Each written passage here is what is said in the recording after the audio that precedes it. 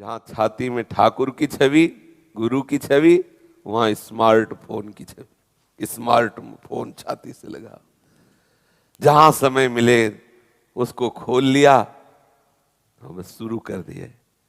पहले था कि बार बार झांक के ठाकुर को देखा, दुलार आ सकती, एकांत में सामने ठाकुर को रखे रो रहे हैं, दुलार कर। अब एकांत में उसी इतने इतने बड़े भी होते हैं मोबाइल, हमने देखा इतने इतने बड़े मोबाइल, अब उसी में पूरा विश्व देखो। कितना बड़ा, कितनी बड़ी सिद्धि है आज के साधकों में। तुरंत अमेरिका देखो लेवल, जो ध्यान लगाने की जरूरत नहीं, आगे सामने कैसे सिद्धि हो, कैसे भगवदाकार वृत्ति हो। सोचो, जहां मन ऐसे ही सब सात्विक वातावरण में हमें चंचल करता है, वहां संपूर्ण संसार का प्रतीक स्मार्ट मोबाइल हो और इंटरनेट का सहयोग हो, फिर वो भगवान की कैसे वृत्ति स्मृति अखंड रख सके। मुझे तो लगता है बड़ा असंभव सा है, क्योंकि इतना आकर्षण और सहज में हर विषय। अगर सावधान साधक नहीं है तो ये कलयुग की चाल मोबाइल है, बहुत जल्दी उसे भगवत विमुख कर देगा। जितनी भी असत वासनाएं बढ़ाने वाली वृत्तियां वो सब मिलेंगी। इसलिए साधक मोबाइल से सदप्रयोग करे। कोई भी वस्तु केवल दोष युक्त नहीं होती, उसमें गुण दोष दोनों होते हैं। उपासक वही संत हंस गुण गाहे पे परिहरि वारी विकार। अब जैसे मोबाइल से बाहर रहकर सत्संग भी सुनते हैं लोग, मोबाइल से गुरुजनों की इष्ट की छवि भी रखते हैं, मोबाइल से हम तत्काल किसी संत से बात कर सकते हैं, कहीं सूचना दे सकते हैं, कोई अपना प्रश्न हल कर सकते, बहुत सी ऐसी सुविधाएं। आप किसी समस्या में हैं तो वहां एक आप दूसरे को सूचना दे सकते हैं। तो आप अगर सद्गुण ग्रहण करें तो कोई पतन नहीं है। लेकिन प्रायः इतनी इंद्रियां बलवान हैं कि वो फिर फिसला देते हैं। कई ऐसे चैप्टर हैं इस समय वातावरण में जो हमारे परमार्थ के लिए बहुत हानिकारक है। साधक सावधान रहे। महापुरुषों का पहला तो सानिध्य नहीं मिल रहा, दूसरा हमारा आहार दूषित हो रहा, तीसरा संग दूषित हो रहा है। इन सब के कारण हमारा अखंड चिंतन नहीं चल पा रहा। देखो भला, अखंड चिंतन, जब अखंड चिंतन चलेगा ना तो किसी से बात करना अच्छा नहीं लगेगा।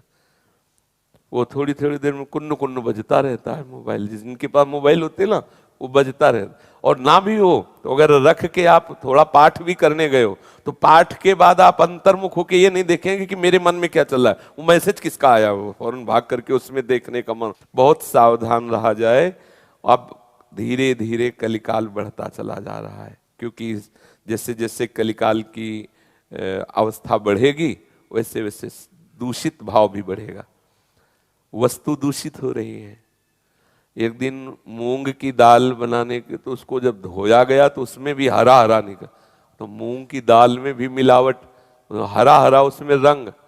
किशमिश का भोग लगाने के लिए धोया गया तो उसमें भी हरा हरा रंग। अब बताओ, ऐसी चीजों में मिलावट, तो दूध घी आदि, तो अब कैसी शरीर की स्थिति होगी जब ऐसी मिलावट वाली वस्तुएं जाएंगी। तो मिलावट वाला चिंतन होगा, शुद्ध चिंतन कैसे हो। हमारा खान पान, हमारा संग, हमारा वास, ये सब धीरे धीरे दूषित होता जा रहा है।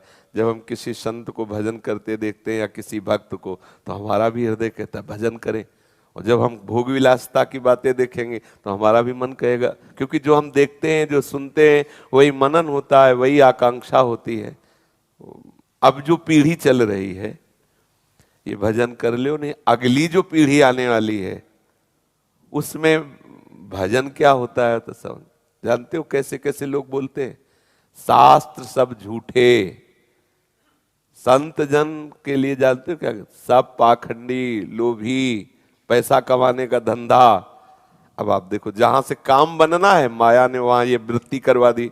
संतों को देखते ही पाखंडी, काम करते नहीं, पैसा कमाने के लिए ऐसा ऐसा। शास्त्रों के लिए बात आ गई कि वो सब झूठे। अब शासन कौन करे जब संत और शास्त्रों पर विश्वास नहीं, तो भगवान की मान्यता ही नहीं, भगवान की मान्यता नहीं, तो अब बचा कौन शासन करने वाला। अब तो मनमानी आचरण करो। बोले ना कोई नरक है, ना कोई स्वर्ग है, ना कोई भगवान है। ये बाबा जी लोग ठगने के लिए ऐसी ऐसी बातें करते हैं कि ऐसा करोगे तो ये नरक मिलेगा, ऐसा करोगे तो इनसे पूछो तुम नरक जाके आए हो क्या। तुम्हें क्या पता, भगवान के भजन में इतनी सामर्थ्य कि बैठे बैठे बता दें कि इस समय नरक में क्या हो रहा हो, स्वर्ग में क्या हो रहा हो, बैकुंठ में। अभी जानते क्या भगवान की शक्ति को? भगवान अनंत सामर्थ्यशाली, भक्तों के अधीन है। ऐसे भक्तों को तुम क्या जानते हो? तो इसलिए मुझे लगता है बहुत सावधान होकर के समय व्यतीत किया जाए और हर समय भजन में रहो। मोबाइल का सिर्फ उतना प्रयोग करो जितनी आवश्यकता है, उसमें जैसे साधक होकर उससे मनोरंजन करो। क्या साधना करोगे भैया? भले 2 घंटे आप माला चलाए और इसके बाद जाके उसमें मनोरंजन। हमें मन को प्रियालाल तक पहुंचाना है। हमारा मनोरंजन का विषय प्रियालाल है। प्रभु को कहा गया भक्त मनोरंजन, जनमन रंजन कहा गया ना। तो मनोरंजन, हमारा मनोरंजन कहाँ होना चाहिए? प्रियालाल से, प्रभु से। और मनोरंजन अगर संसार में होता है, अब अपने अपने को देख लो, हृदय की बात। आपके मनोरंजन का विषय प्रियालाल की लीला, प्रियालाल का नाम, प्रियालाल का धाम, प्रियालाल के प्रेमीजन है, या कोई प्रोग्राम संसारिक, या कोई संसारिक अभिनय करने वाले जन, या कोई संसारिक क्रीड़ाएं। इसलिए साधक, भगवान नाम जपक साधक हाथ जोड़ के प्रार्थना करते हैं, संध्या काल होने के बाद कभी एकांत कमरे आदि में वो मोबाइल वाला व्यवहार न करे। क्या होता है कि जिससे एकांत कमरे आदि में तो कोई शासन करेगा नहीं, कोई देखेगा नहीं। अब जहां हमें भगवदाकार वृत्ति करनी, तो अगर आप माला लेके बैठोगे भी ना, तो वो मन चंचल होगा। वो आपके पास है प्रोग्राम, अब वो आपको कहां पहुंचा देगा, पक्का समझो, पक्का। हम लोग अपने आप को स्वयं नष्ट करें, फिर कह दें कि गुरु कृपा, इष्ट कृपा, सब तो देखो ये केवल प्रमाद वाली बातें हैं। आप स्वयं प्रयासशील होइए, फिर आप देखिए गुरु कृपा क्या रंग लाती है, इष्ट कृपा क्या। अब पीछे पीछे आप जहर खाओ, फिर आप कहो कि भाई गुरु कृपा हो तो बच जाए। जानबूझ जे नर संग्रह करे, तो कहा उमाते काहे न मरही। जानबूझकर तुम गंदी बातें कर रहे हो, अपराध कर रहे हो, नष्ट हो। ये सबके लिए प्रार्थना है। ये देखो अपने घर के जैसे बैठ के बात करते हो, आप थोड़ी देर पाठ करते हो, थोड़ी देर भजन करते हो, और इसके बाद आप एकांत में क्या करते हो, उस पर आपकी नजर होनी चाहिए। आपका समाज, अब आप यहां उपद्रव करोगे तो डांट पाओगे, लेकिन कमरे में पर्दे के पीछे, ये बात, वहां हमारे ऊपर सीसी कैमरा लगा हुआ है, ये आप देखिए। आपका गुरु देख रहा है, आपका इष्ट आपको देख रहा है, क्योंकि आपकी बात उन्हीं से तो बननी है, हरिगुरु कृपा से तो बननी है। मांडव्य ऋषि ऐसे तपस्या कर रहे थे, तो कुछ चोर राजा के यहां से चुरा के भागे और उनके आश्रम में शरण ले ली, और उनको पता भी नहीं। राज कर्मचारियों को सूचना मिली, माल सहित जब्त, जो चोरी का माल था उसे जब्त किया, उन चोरों को पकड़ा और साथ में मांडव्य ऋषि को भी पकड़ा। मांडव्य ऋषि को अभी तक कुछ पता ही नहीं है। राज दरबार में सामने ले गए, राजा को जब पता चोरों का पक्का, इसके आश्रम में चोर सहित सब। अब अभी इतने तपस्या के उन्माद में कि उनको कुछ समझे में नहीं आ रहा कि हो क्या रहा है। राजा ने हुक्म कर दिया सूली पे चढ़ा दो। ये महाभारत की कथा है, भगवान व्यास देव जी, श्री कृष्ण द्वैपायन व्यास देव जी ने लिखा है। सूली गुदा द्वार से डाली जाती है, भाले जैसा होता है, ऊपर से उसे छोड़ दिया जाता है सीधे, और वो मल द्वार से ऐसे जितना घुस पाई, और उतने में तड़पता हुआ घंटा 2 घंटा, दिन 2 दिन, कित भयंकर मतलब दुखद मृत्यु होती है वो। बहुत सूली की सजा, गर्दन काट दे अच्छा, लेकिन सूली की सजा जैसे वो क्रूस वैसे नहीं, वो ये सब बड़ी कठिन सजा। अब वो तो महात्मा जब गुदाद्वार में सूली गई तब होश आया उनको, लगा के पद्मासन बैठ गए। वो तो सिद्ध योगी थे, पर उतने में ही बैठ गए पद्मासन लगा के। इतनी खुशी, सोई उनको चेतना हुई, सोई होश में पद्मासन में बैठ गए।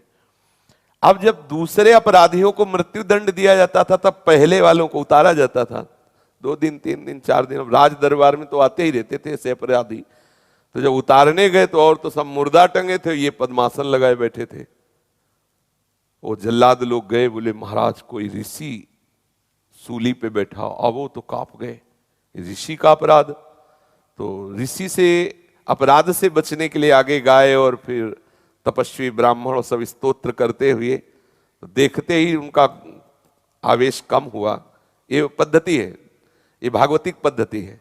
जैसे किसी महात्मा के प्रति अपराध बन गया हो तो आप ठाकुर साथ ले लो, उनके इष्ट ठाकुर, और उन्हीं का नाम जपते हो, राधा राधा राधा, फिर सामने जाओ उनके तो अपने आप शांत हो जाएंगे। आप देख लेना, मतलब ये आपको ऐसे ही हर महात्मा के इष्ट हैं, गौ तपस्वी वैष्णव जन सब, तो उनको देखते ही तो उन्होंने राजा से कहा मुझे तेरे से कोई नाराजगी अब नहीं है, तो मुझे सूली से निकलवा, मैं इस सृष्टि के विधान करने वाले यमराज से पूछता हूं कि मुझे तो पता ही नहीं था कि आश्रम में क्या हो रहा, मुझे क्यों दंड दिया गया सूली का। अब सूली निकाली जा रही थी ऐसे ऐसे, तो निकले ही ना, तो काट दी गई वहीं से, तो उनका नाम पड़ा अणिमांडव्य, अणि। सीधे वहां से अंतर ध्यान हुए, संयमनीपुरी पहुंचे, क्योंकि इसका हिसाब किताब दंड का विधान, पूरे त्रिभुवन के दंड का विधान भगवान यमराज के पास, जो धर्मात्माओं को धर्मराज रूप से दर्शन देते हैं, पापियों को भयंकर यम रूप से, और 12 भागवतों में वर्णन है।